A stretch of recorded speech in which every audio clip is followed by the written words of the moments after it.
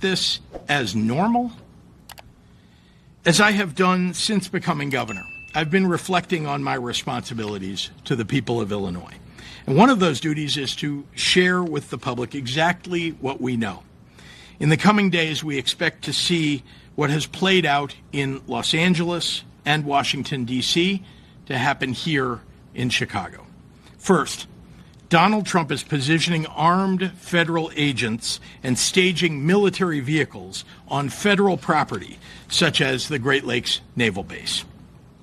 It is likely those agents will be with ICE, Customs and Border Patrol, the Department of Homeland Security, and other similarly situated federal agencies.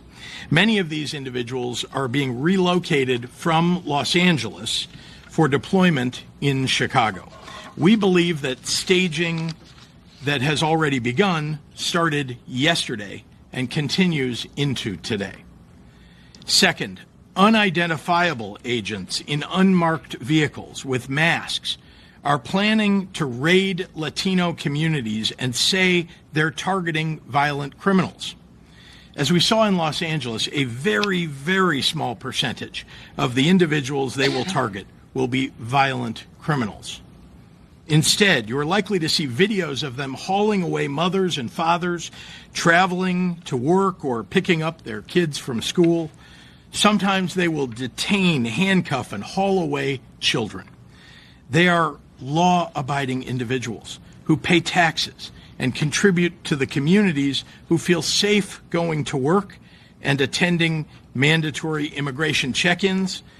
In other words, they're following the law. We have reason to believe that Stephen Miller chose the month of September to come to Chicago because of celebrations around Mexican Independence Day that happen here every year. It breaks my heart to report that we have been told ICE will try and disrupt community picnics and peaceful parades. Let's be clear, the terror and cruelty is the point, not the safety of anyone living here. Third, as lawful citizens exercise their First Amendment rights, Trump and his team will be looking for any excuse to put active duty military on our streets, supposedly to protect ICE. We have reason to believe that the Trump administration has already begun staging the Texas National Guard for deployment in Illinois. I want to be very clear on this point, and I want to speak directly to the press right now. We know before anything has happened here that the Trump plan is to use any excuse to deploy armed military personnel to Chicago.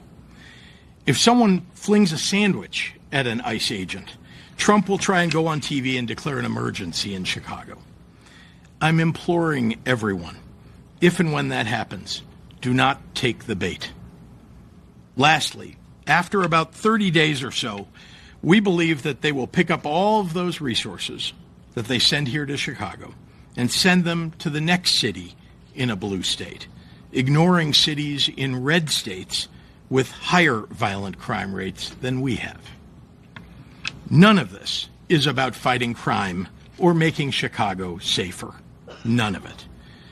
For Trump, it's about testing his power and producing a political drama to cover up for his.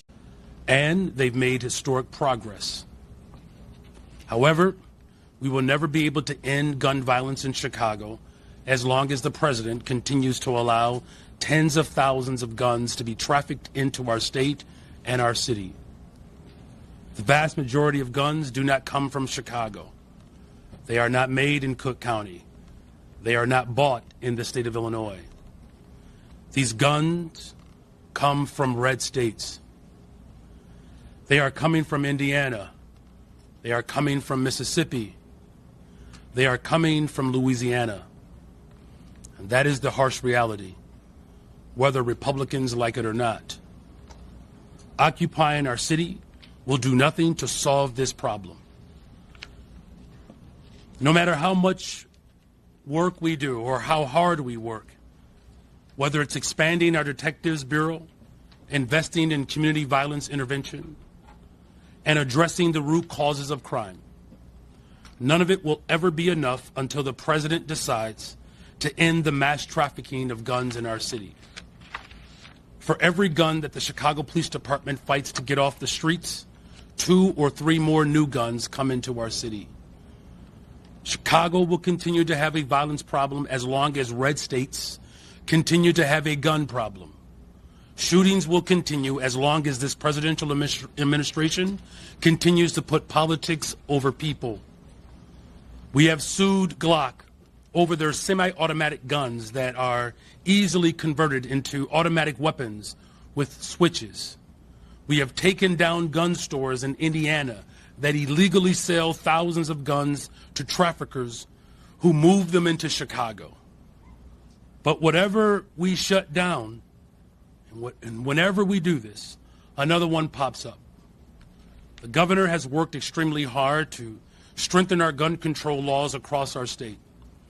And as much as we would like to, we cannot send officers across state lines to stop this problem at the source.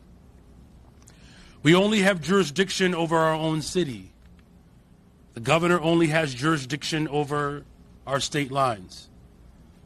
It is the role, more importantly, the responsibility of the federal government and the president to stop the trafficking of weapons across state lines.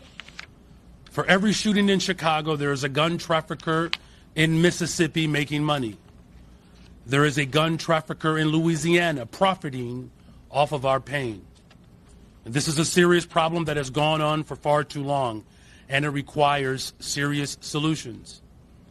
We wrote a letter to President Biden after a mass shooting in Chicago 2 years ago, asking for more resources to stop gun violence in our city by deploying federal agents to hold these gun traffickers accountable. President Biden responded with more resources and stronger enforcement, and that alone had a significant impact on gun violence in our city. We need President Trump to do the same.